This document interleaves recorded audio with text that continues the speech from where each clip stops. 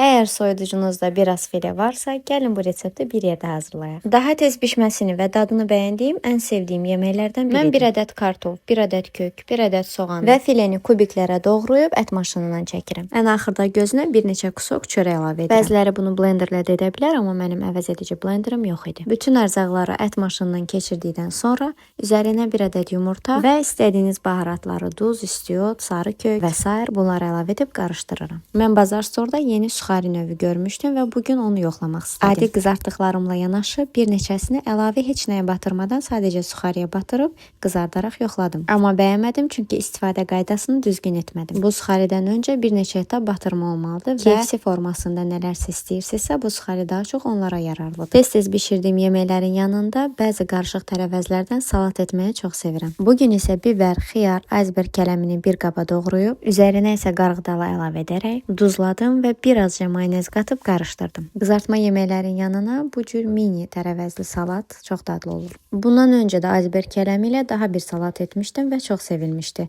Səhifəmə keçid edib reseptinə baxa bilərsiniz. Bu cür salatlar həm tez bazar və dadlı, həm də faydalı və daha yüngül olurlar. Mənimsə sizdən kiçik bir xahişim var. Bu videomu bəyənib yaddaşa vurmağı unutmayın. Ürəyinizdən keçərsə səhifəmə keçid edib abunə olun. Hamınıza indidən nuş olsun.